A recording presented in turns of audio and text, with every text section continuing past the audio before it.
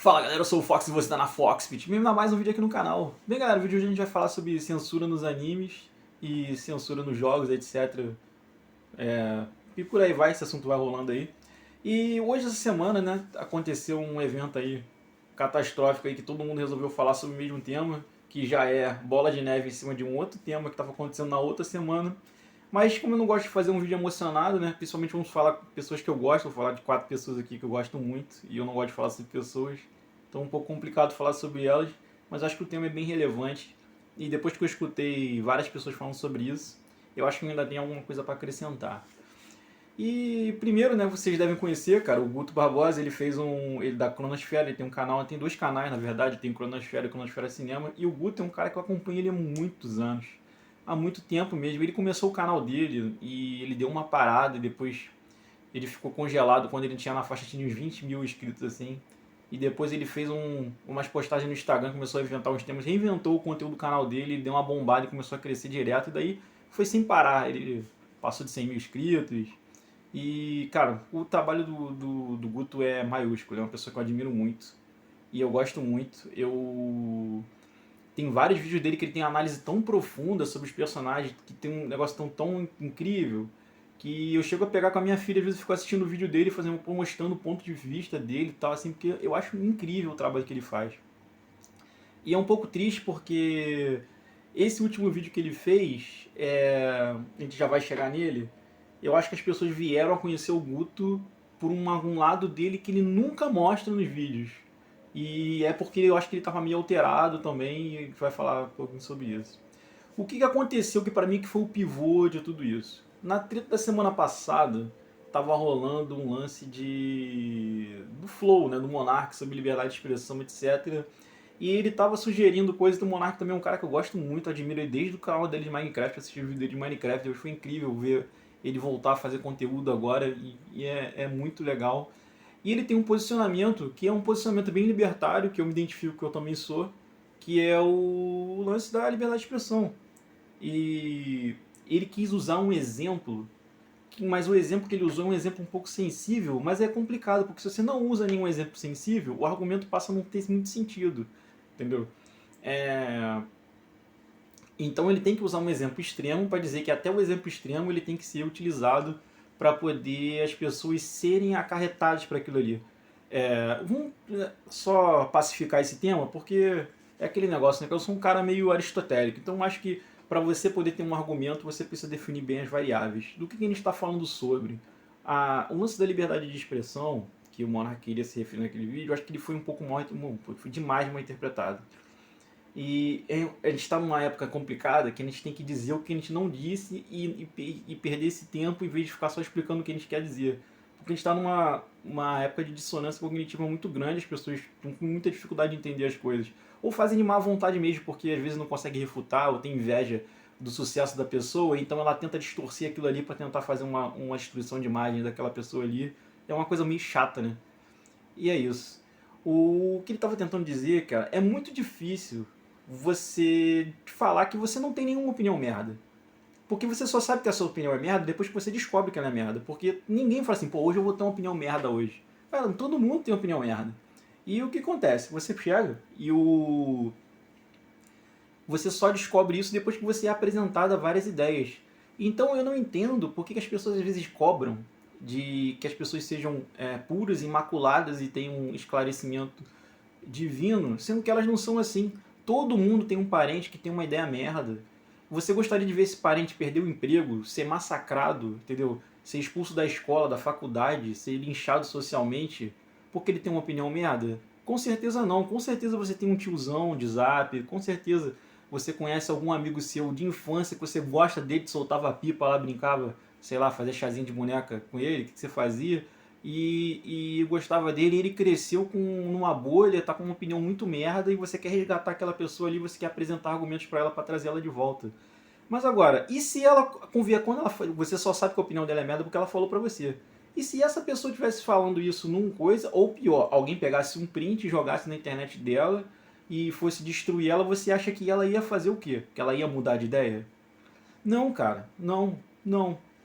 Cara, eu já trabalhei com bar e eu tinha naquele negocinho, eu conversava com pessoas de diversos aspectos. Eu tô ali recebendo as pessoas estão tomando aquela cerveja, tá não sei o quê, e às vezes o cara dá aquela. Começa já aquela metralhadora de merda. Começa a falar uma opinião muito ruim.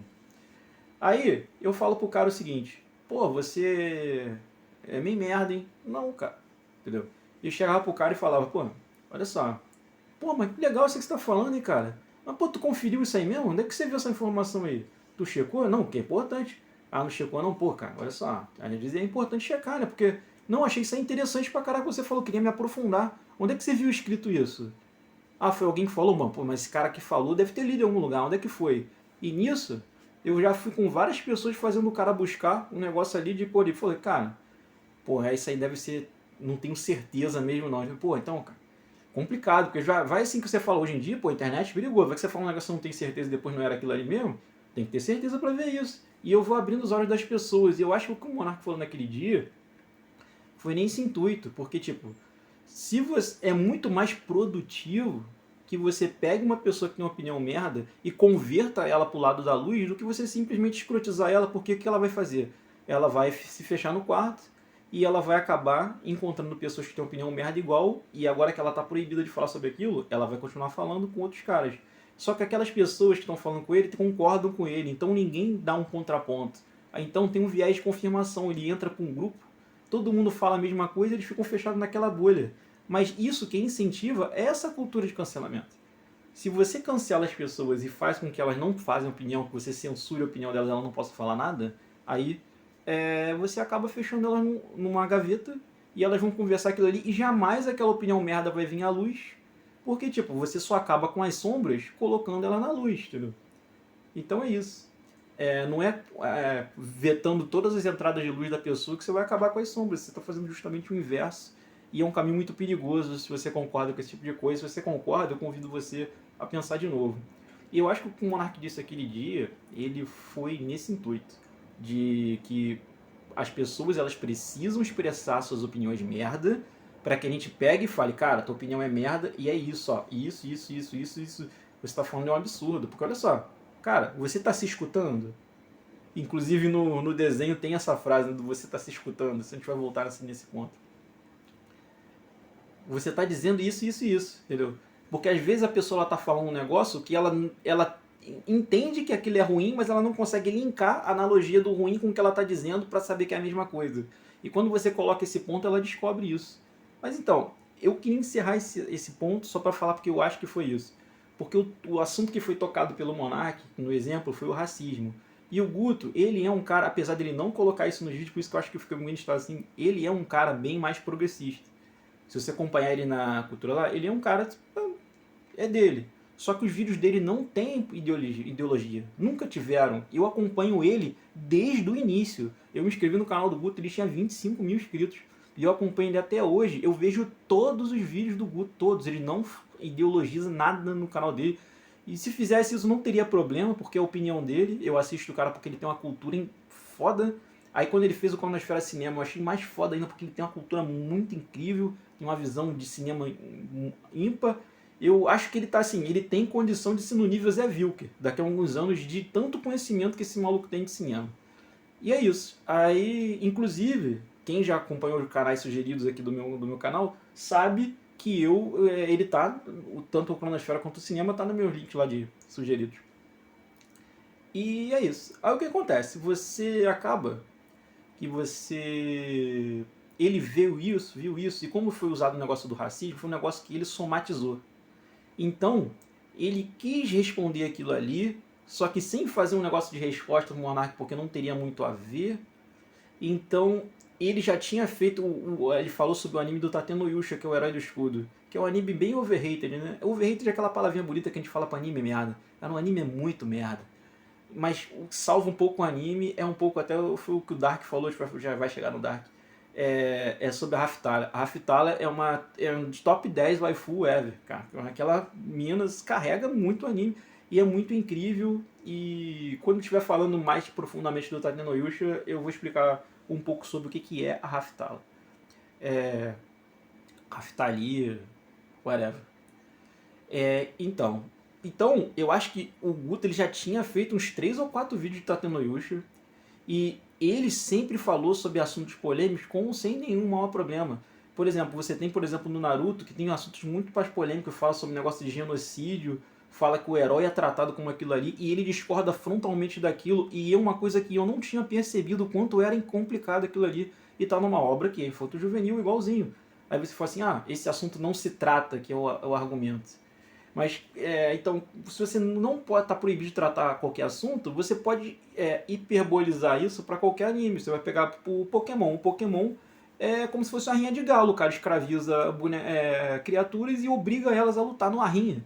E é um treinador Pokémon, não é um maluco, é um psicopata que está pegando capturando vários animais que literalmente você vê que estão na natureza de não querem ser capturados. Ele briga, derrota o bicho para poder escravizar ele, para poder botar ele lá. Ah, não, eu luto com o meu coração, com a mão. Nossa.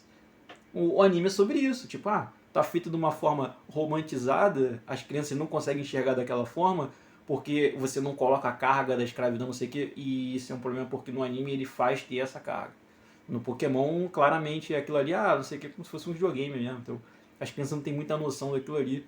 Mas aquilo ali também, se você fosse falar com a parte de influência, e, cara, eu acho que o negócio de influência já estava pacificado, né, cara?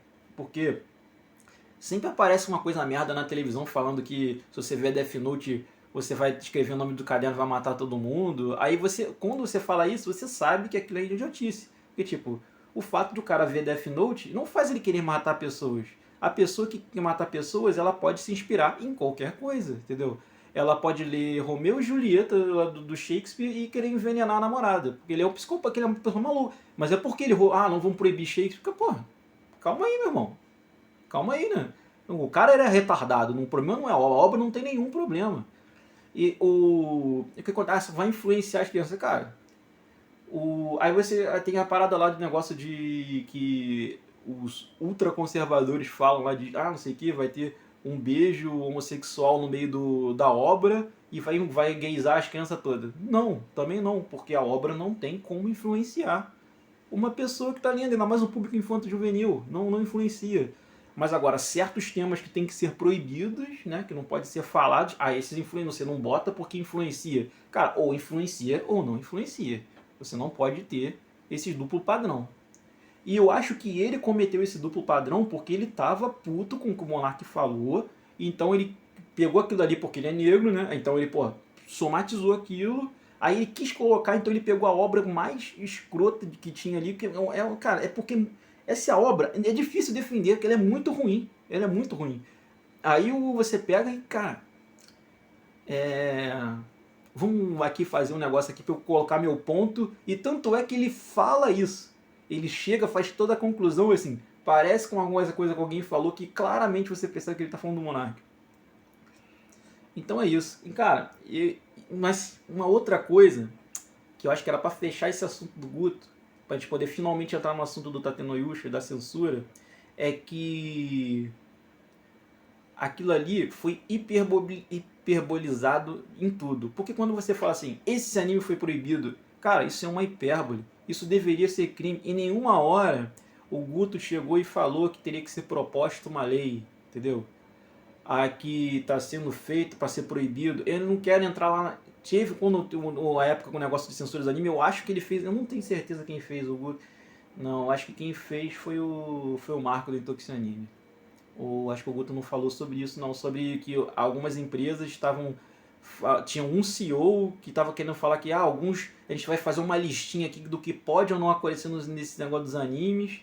E esse cara aí foi execrado em rede social e ele teve que fazer uma retratação. Ele pediu para poder reduzir o salário dele como punição pela merda que ele ter falado ali. A empresa falando que o que ele disse não tinha nada a ver com coisa. O que ele falou? Ele falou que deveria ter uma lista do que pode ou não se fazer em animes e mangás. Entendeu? Então isso aí seria a listinha, no caso de proibir a coisa. O Guto não sugeriu nada dessa forma. Eu encarei muito mais aquele negócio do anime que deveria ser crime como sendo uma hipérbole, entendeu? É uma coisa, cara. Cara, todo mundo sabe YouTube, ninguém é criança. Todo mundo sabe que o YouTube força você a fazer isso. Você tem que fazer um título chamativo para poder cair o teu público vir e poder assistir, cara. É assim que funciona o YouTube. Então, Só que o problema, ele falou assim, durante o vídeo, ele fala várias vezes, pô, isso deveria ou não deveria ser crime? Mas eu ainda acho que isso cai no conceito de hipérbole, entendeu? E um pouco tentando linkar com o assunto de que para ele aquela opinião do Monark não era aceitável as pessoas terem opinião. Mas aí, caraca, Guto, como é que você convence as pessoas de que aquilo é uma opinião merda se elas não podem falar? Quando você bate numa pessoa, cara, é aquele negócio lá do negócio da palmada, né? Tipo, quando você bate na criança, tipo, ela não faz ela parar de jogar bola e chutar a bola na casa do vizinho, porque ela apanhou, entendeu? Ela só vai fazer de um jeito com que você não saiba pra ela não apanhar, porque ela não entendeu por que ela não pode jogar a bola na casa do vizinho. Você não sentou com a criança, não falou com ela que você vai quebrar, eu que vou ter que pagar, e o dinheiro que eu vou ter que pagar, eu não vou poder comprar, inclusive bola pra você, nem camisa de time, porque se você quebrar essas vidraças aí, ó, aquela camisa de time que você pediu, eu não vou te dar porque eu vou ter que pagar a vidraça do vizinho. Isso é muito mais eficiente do que eu tirar o cinto e dar uma cintada na criança. E o que ele está defendendo é a cintada na criança e não o castigo. O castigo é o quê? Você sentar o carinha ali na cadeira da consciência. Olha só, é isso, é isso, é isso, é isso. É isso mesmo que você está falando? Porque se você defende isso aí mesmo, aí vai acabar o assunto. Porque aí eu acho que você é maluco, psicopata, entendeu? Se não é isso, ah, não, você não defende isso? Então, pô, meu irmão, então se escuta. É que tem essa parada no anime. Você tá se escutando? É isso que você tá dizendo. É isso mesmo que você quer dizer? Ah, então, pô, então preste atenção, né, irmão? Eu acho que essa chamada é importante e a gente vai conseguir resgatar as pessoas da sociedade com esse tipo de chamada e não com censura. A censura, a liberdade de expressão, ela tem que ser absoluta para a gente poder fazer isso. Agora, só para não poder perder o fio da meada, o vídeo assim do Guto é excelente, só que ele não costuma enviesar tanto o coisa. Eu achei que ele chegou a ser desonesto nesse vídeo, porque quem assiste o anime, eu já assisti o anime. O anime, quando ele traz coisas, às vezes ele tira, quando o anime de um tema muito polêmico. Teve um anime muito mais polêmico que apareceu agora, que foi o Kai Fukou. O Kai Fukou, literalmente, o cara se vinga da princesa que abusou dele estuprando ela. E, pô, isso é absurdo. Tipo, só que no coisa lá, tinha cenas extremamente degradantes do que aconteceu e foi muito, muito, muito reduzido no anime. Aí você vai falar sobre o anime e você vai pegar a primeira versão do Light Novel, não sei o que foi corrigido. Não, se o cara corrigiu aquela versão, é porque ele entendeu que aquilo ali era desnecessário. Um dos animes mais top do Sword Art Online, ele teve cenas que era tipo que foram impensáveis para anime. Então o cara reduziu aquilo ali. Então ele, principalmente das últimas sagas do Alicization, tem cenas que são extremamente problemáticas no Light Novel. E quando chegou pro mangá já foi um pouco diferente, quando chegou no anime foi muito mais leve ainda. Porque as pessoas têm essa preocupação. Porque o cara que está lá comprando um Light Novel, ele não é criança. Olha só, a criança lá de 5 anos, ela não vai lá pegar o dinheirinho dela e comprar o Light Novel, do coisa lá, de um anime desconhecido para poder ver. Entendeu? Ainda mais um anime que é de censura para 16 anos. Então, agora, o negócio que está aparecendo na televisão, você tem que ter uma responsabilidade muito maior, eu entendo isso, entendeu? E é por isso que existe classificação etária. E outra coisa, você não pode presumir que todo mundo é retardado, entendeu? Porque o retardado, ele, qualquer coisa que ele vê, eu tô falando, se ele lê Shakespeare, ele vai querer matar a namorada envenenada. O cara é maluco, não é porque o Shakespeare é ruim, entendeu? E é isso, esse tipo de obra pode ser qualquer coisa. Ah, o cara, vou ver o filme do Coringa, lá vou sair matando. Pode acontecer. Aí o culpado é o filme do Coringa? Porra, eu acho meio complicado essa associação. É um negócio bem, bem, bem estranho. Aí o. De vago. Mas então, aí o que ele vai fazendo? Ele vai forçando você a entender que um anime é sobre uma coisa e um anime não é sobre uma coisa. E uma coisa que precisa ser entendida é que um anime ele tem protagonistas e não necessariamente heróis. As pessoas costumam entender protagonismo igual a herói. E isso é uma coisa que ela tem que ser dissociada. Eu estou escrevendo alguns roteiros para poder falar sobre os protagonistas do LoL. E eu vou falar sobre eles, acho que o primeiro é o Yasuo. E a gente vai falar sobre esse negócio do protagonismo, explicar o que é protagonismo. A palavra protagonismo, que é aquele que traz a agonia. Então, dentro de uma obra, você tem que ter alguém que ele tem um conflito que precisa ser resolvido. Senão, a obra é sobre nada. Se a obra é sobre nada, ela não precisa ser inserida. Entendeu? a obra é sobre alguém que a vida é perfeita, não sei o quê. Não tem a pessoa só de identificar com uma obra quando aquele conflito que aquele personagem passa é o mesmo que ela tem. Então você tem que ver qual que é a agonia que o proto traz, né? Qual é a protagonização dele. Só que o protagonista ele pode ser o vilão, porque o vilão também carrega agonia. Normalmente, isso é uma coisa que se comum, cada vez mais comum, é você ter histórias sobre vilões ou anti-heróis, porque você faz uma coisa que, tipo, as escolhas, e principalmente acontece em obras que são continuadas, você vê uma visão depois da visão do outro, e você quer comparar com que o herói e o vilão são iguais, só que em determinado momento um tomou uma decisão e o outro tomou outra decisão, e essa decisão fez com que o herói fosse pro lado do bem e o outro pelo lado do mal. E depois você compara os dois e tem um conflito, uma coisa meio hegeliana ali. Para você comparar os dois conflitos e depois ter uma solução, alguma coisa assim, de vago. Mas o lance é esse. O protagonista, ele carrega um problema que ele é um cara recluso e não tem contato com mulher. E ele tem uma visão moralista do que deveria ser uma mulher. Quando ele vê uma protagonista que ela não é conservadora, que é o perfil que ele gostaria de ver, tô falando do protagonista do Herói do Escudo. Ele encara essa mulher como uma mulher que ele não deveria se relacionar. E quando ele entra no mundo do Isekai, né, que é o mundo fantasioso que ele cai lá, que ele é conjurado, ele encontra outra mulher e ele vai estar gostando da companhia daquela mulher. E o Guto ele faz dizer que o cara ele odeia mulher e não sei o que. Não. Todo mundo, a mulher foi super legal com ele, a mulher ficava se esfregando nele, ele gostando pra caramba da mulher. E a mulher faz uma falsa. Ela tá se esfregando nele ali porque ela quer destruir a vida dele, assim, por mero prazer. Ele não tinha feito nada com ela.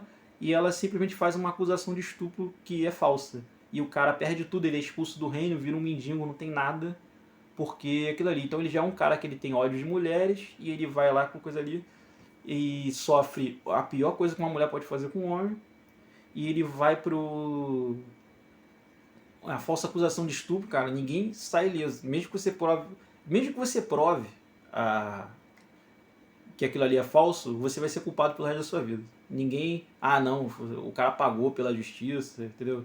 É muito complicado esse tipo de tema e é uma coisa que é comum. Não é tão incomum igual o Guto sugere, não, tá? Isso tem acontecido. E nós vamos proibir esse negócio de ser falado? Não, é uma coisa que pode ser discutida, é pertinente. A discussão é pertinente porque a construção do personagem é pertinente. E você tem uma forma diferente de analisar, que eu acho que aí o Dark analisou. Eu não sei se o Dark, acho que ele não concordou. Ele também, eu acho que ele é um cara que gosta muito do Guto. E o Dark, ele também ele é um cara libertário também, mas ele tem uma visão um pouco mais progressista. E eu vejo que ele tem uma certa dificuldade de concordar totalmente com o argumento dele ali, até com o uso da palavra incel também, que o Dark não gosta, etc. E o Dark também é outro cara que eu acompanho desde o início. Cara, o Laboratório de Zaun, cara, é um cara que eu admiro muito, tenho muito respeito. E eu assisti o vídeo dele lá e eu acho que ele meio que fala um pouco superficialmente, porque o Dark agora ele tá numa guinada de falar um pouco, assim, comentar um pouco sobre a galera de que faz conteúdo sobre atualidade, que tá os debates, as tretas ali do Twitter, aquele mini mundo dele ali, e ele consegue farmar um conteúdo muito mais rápido ali, nada contra ele que faz isso aí, nenhum demérito, nenhum juízo de valor sobre o conteúdo dele. Eu só não assisto todos os vídeos dele igual eu vejo o vídeo do Laboratório de Zaun. Do Laboratório de Zaun eu vejo todos. Os deles ali, alguns temas eu pulo. Esse foi um dos temas que eu quis assistir e eu achei que ele falou bem, entendeu? Ele fez uma boa defesa do Guto. E só que o ponto que o Dark coloca naquele ponto ali, daqui a pouco eu volto pro Tatenoide só pra gente fechar esse ponto, é que ele diz que o Guto foi cancelado e perseguido, o que eu acho que não foi, porque, tipo, quando a gente usa o termo cancelamento, a gente fala com uma pessoa, ela vai atrás de seus patrocínios e faz com que você perca tudo, e ninguém fez isso. Os caras falaram lá que, pô, cara, o vídeo do Guto, ele tá claramente abaixo da qualidade de isenção que ele faz os vídeos dele normalmente. Tá claro isso. A gente compreendeu? Eu compreendi 100%. Eu entendi o ponto dele e até ele esclareceu coisas que eu não tinha, porque dessa vez ele trouxe detalhes do Light Novel e da Web Novel que ele ainda não tinha falado. Então foi duplamente interessante o vídeo. Mas apesar de que ele foi enviesado, um cara, uma pessoa inteligente é capaz de compreender isso. Só que eu acho que ele também é capaz de compreender críticas, né? Eu acho que é, porque tanto que ele não censurou, não vetou bate-papo, ele botou ali, não, ele só não comenta ali com a galera, mas, cara, normalmente o criador grande de conteúdo, ele normalmente não responde ninguém ali no chat, ele também, porque também tem... Fica difícil você peneirar críticas construtivas no meio de um monte de ataque de ódio, que é lamentável, infelizmente. Como eu falei no vídeo passado, esse é um dos motivos com que eu não entro no Twitch, é isso. Esse tipo de ataque vazio, entendeu? Só ad hominem, é triste. Mas eu não acho que ele foi cancelado porque ninguém quis ir atrás de patrocínio dele. E outra coisa, eu também não gostei do vídeo dele. E o próximo vídeo que ele fez depois eu já assisti. Então, acho que a vida que segue é isso. As pessoas têm direito de se manifestar como quiser, mas as outras pessoas têm direito de aceitar ou não a opinião delas. E o negócio dele é que não é totalmente errado, porque tem vários pontos que podem ser ressaltados e gerou muito interessante porque gerou realmente o debate. Eu não sei se era a intenção dele, mas às vezes quando você quer criticar muito uma coisa, você acaba botando isso no hype. Mas eu tenho certeza que o objetivo dele principal não era criticar o Tateno Wilshire, e sim ter um ponto para falar sobre o primeiro assunto que eu já falei. Eu não quero repetir tudo, vou ficar repetitivo. E é isso. Então, comentários que foi nesse sentido. E depois tiveram várias pessoas que fizeram react falando ali, eu assisti algumas delas, e todas elas, a maioria era bullshit, dizendo como se o, o, o Guto tivesse querendo fazer alguma lei para poder acabar com o anime, censurar, e não tem nada disso, cara. E desmerecendo o trabalho do Guto, criticando o Guto, esculachando o Guto, nada a ver, cara. O trabalho do Guto é um trabalho maiúsculo, incrível. Se inscreva no canal dele, assista outros vídeos lá se você não gostou desse. Dê outra chance para ele, assista outros. São maravilhosos. Procura os vídeos dele que ele fala dos estúdios Gimli, cara. Cada negócio é maravilhoso. É um vídeo assim, chega a ser emocionante, de tão profundo. O vídeo que ele fala sobre o. Cara, como é que é o nome dele? Aquele do Caveirão? Overlord. O vídeo que ele fala sobre o Overlord, cara. Aquilo ali é. Nossa, é maravilhoso, maravilhoso. E é isso. Enfim, o ponto é que, primeiro, ele fala que podia ser um self-insertion. O self-insertion normalmente é quando você fala que o autor ele se cria um personagem onde ele esperaria. Isso acontece muito quando o autor é um autor de uma obra só. Aí as pessoas ficam falando que ele fez uma obra que era para retratar a vida dele e seria um cara que odeia mulheres ali. Só que esse autor ele nunca apareceu em público, não tem nenhuma foto dele pública, e o nome dele é meio feminino. Então não é ambíguo, né? Como se fosse Sasha. Então você não sabe se é homem ou se é mulher. Então, Alex, entendeu? Podia ser homem ou mulher. Aí o que acontece? Tem gente que assume que é uma mulher que fez aquilo ali. Então, aquilo ali poderia ser a visão de uma mulher sobre um cara incel que vai virando um psicopata, entendeu? Isso poderia ser dessa forma, porque você vê que algumas mulheres que tentam fazer algumas obras, elas têm uma visão distorcida sobre a mentalidade do homem. Por exemplo, o Kimetsu no Yaiba, os personagens que são assim pervertidos, tem um personagem, ele é um personagem pervertido na visão da mulher, aquele personagem não funciona, aquele personagem não existe, o homem não pensa daquele jeito. E isso é muito característico a tipo de coisa que aquele personagem faz no Kimetsu, que é o do cabelo laranja. Zenitsu, acho que é o nome dele. Ele claramente não seria um personagem construído por um homem que queria fazer eti fanservice, entendeu?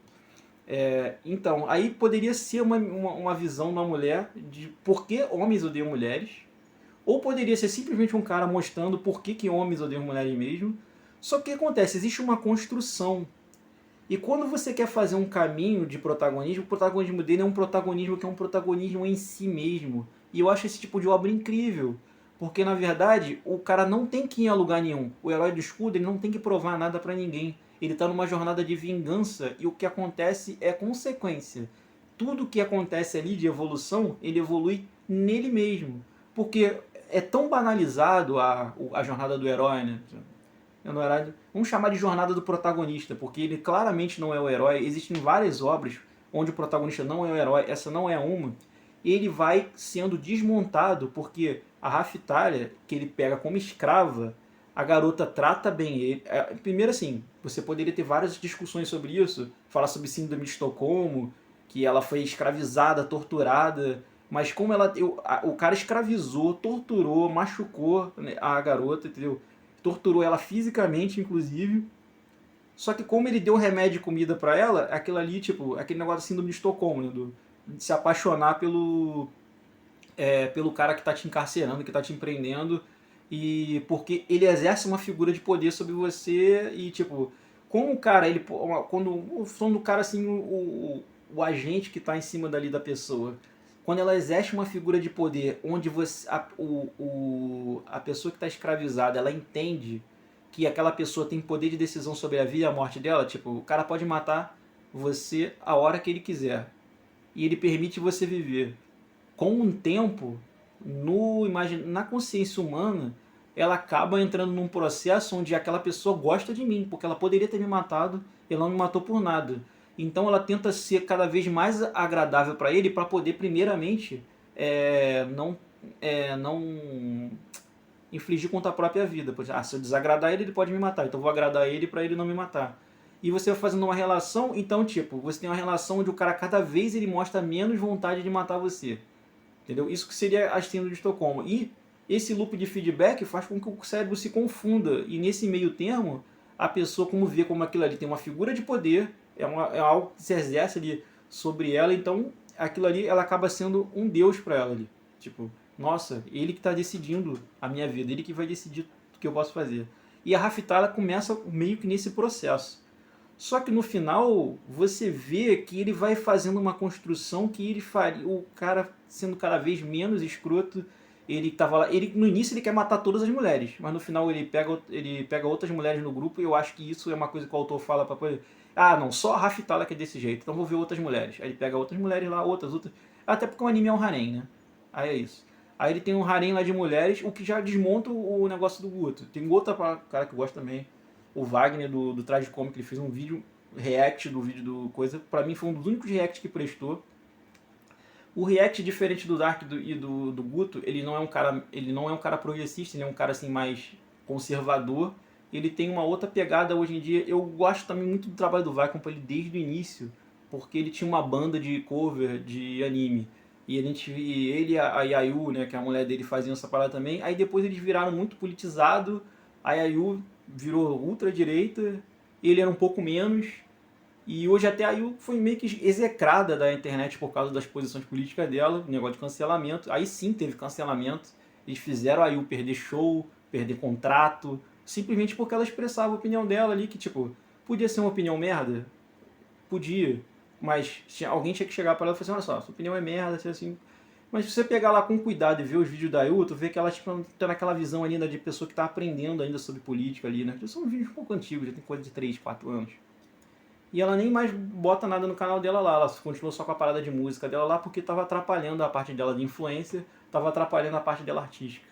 E o Wagner, ele somatizou isso porque ele viu todos esses ataques com a mulher dele, então ele resolveu falar, por que isso está acontecendo? E ele começa a fazer um combate dessa cultura do cancelamento, ele faz alguns vídeos lá dele, a maioria sobre react de militante extremamente exagerado. E, cara, é o conteúdo do cara. Mas assim, os pontos que ele colocou foi extremamente pertinente. E eu gosto desses pontos do Wagner porque ele também é libertário. Aí o que acontece? Ele percebe esse negócio da liberdade de expressão e ele entende esse ponto, que é o ponto que eu falei no início do vídeo, que é de que as pessoas elas têm que ter uma opinião para a gente poder trazê-las para a luz. Você só sabe se ela está falando merda se ela tiver liberdade de falar. Porque se ela não se sentir à vontade de falar, ela vai cultivar aquela opinião merda, mas aí quando ela estiver num ambiente privado, ela vai casar com uma pessoa que tem a mesma opinião merda, ela vai ter filhos, ela vai criar pessoas com opinião merda e a opinião merda vai se manter. E a opinião merda poderia ter morrido na raiz se a pessoa tivesse vontade de falar, entendeu? E é isso. E um dos pontos que ele coloca é justamente esse, de você... o personagem tem uma construção. O anime é mal feito, ele tem uma conclusão ruim, porque o anime ele desperdiça completamente a chance de debater sobre as coisas. É igual o Boku no Hero. Eu vou um dia fazer um vídeo sobre o Boku no Hero, de como ele desperdiçou a chance de fazer vários debates interessantes na sociedade, principalmente sobre o uso de armas, etc. Ele tinha tudo na mão para fazer isso, e optou por não fazer, e hoje em dia tá até meio merda o plot. Espero que ele não termine tão ruim quanto tá tendo o Yushi. Eu acredito que não, que aquele é um anime bem fraquinho. Até porque o final é sofrível, então você vê que tudo aquilo ali que poderia ser, a gente acaba vendo o anime porque a gente acha que é isso. Acha que é uma jornada de desconstrução do vilão para se tornar um herói. Então, um herói não, tipo, alguém, né? Sociável. E isso, tipo, aquele negócio do poder do amor. A Raftalha trouxe ele pra luz, aí ele foi lá e aprendeu. Por quê? Porque ele odiava mulheres, tinha tudo pra odiar mulheres. Ele mostrou o ódio dele fisicamente, psicologicamente contra a garota que não tinha feito nada pra ele, que ele escravizou. E a garota devolveu pra ele um amor inefável. O amor dela é assim, que ela demonstra pra ele é uma coisa tão absurda que vai desmontando ele e fala, cara, como que uma mulher pode me tratar assim e eu achar que todas as mulheres são assim, pô, eu que sou o errado, e isso aí vai retrocedendo, e pra mim será a conclusão da história. Mas a conclusão da história termina meio que sem conclusão. Seu objetivo era de continuar a história, mas sinceramente ficou muito ruim o final, e é isso. É muito perigoso, cara, esse tipo de ideia, porque, tipo, apesar, assim, só pra concluir, porque o tipo de ideia que o Guto passa com isso, eu sei que não é uma ideia de você chegar e roubar, eu quero que você não fale mais sobre isso, eu quero criar uma lei, ele não sugeriu isso. Mas isso normatiza uma ideia de que coisas não podem ser ditas, coisas não podem ser faladas, e quem decide? Quem decide sou eu. Porque, tipo, se você pegar qualquer tema, eu te falei, no Naruto tem tema sobre genocídio, entendeu? Se você falar, tem tema sobre segregação racial, sim. Muita coisa no Naruto. Porque o cara lá que tem a linhagem sanguínea, o que é que ele é? O sangue dele é diferente, ele é uma raça superior, entendeu? Então ele trata as outras como inferiores. Isso aí tem no Naruto inteiro. No Naruto inteiro. O parada de escravidão também. Um do plot principal do Naruto era esse, que é o que define o Naruto, é o arco dos Zabuza com o Haku, que inclusive é uma. O Haku também é uma criança que ele é explorada, só que é um relacionamento homoafetivo. Uma personagem trans, inclusive em 2012 tinha uns personagens trans no Naruto, eu já achava isso incrível. O, e o adulto explorava ele, usava ele como arma, ou seja, usava o corpo dele. Tipo, só que naquela ideologia do ninja, aquilo ele tá romantizado como usar como arma, mas ele usava o corpo dele, entendeu? Usava ele como propriedade, como arma. Então, isso era a analogia. E a revolta do Naruto é que ele tem uma jornada do herói, ele quer ser o líder. Aí ele fala, ele idealiza a sociedade ninja como uma coisa perfeita. E as coisas vão mostrando pra ele que a sociedade ninja é uma merda. Então aí ele muda, não, eu quero ser herói porque eu preciso mudar essa merda.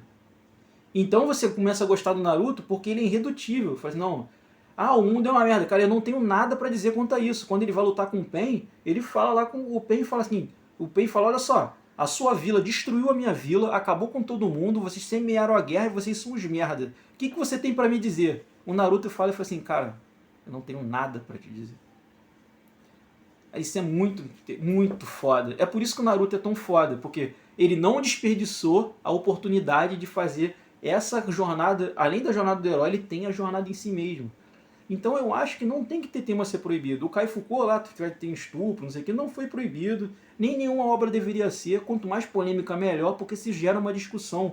Porque você não vai sentar na mesa do bar e falar assim, pô, que negócio de estupro aí, como é que a gente fala desse negócio aí? Vamos conversar sobre isso. Pô, se o cara, se a mulher fizer um bagulho lá e o cara prendeu o cara lá e outro cara estuprar ele ali, ele pode estuprar a mulher de volta? Como é que foi assim? Vingança vale? Como é que é isso? Até que ponto vingança é tolerável? Quando você tá. Aquela pessoa ali ela tem que sofrer tudo de ruim, mas não tem direitos? A pessoa não tem direito, não tem a lei? Não tem um devido processo legal? A gente não evoluiu para ter um devido processo legal? Se a gente tem se a gente tem um devido processo legal, uma pessoa que é ruim porque eu não gosto, ela não deveria passar pelo devido processo legal? Ela deveria simplesmente sofrer, ser morta, assassinada, não tem que ter um julgamento, entendeu? O cara pode fazer vingança com as próprias mãos. Ninguém vai ter esse tipo de discussão na mesa do bar.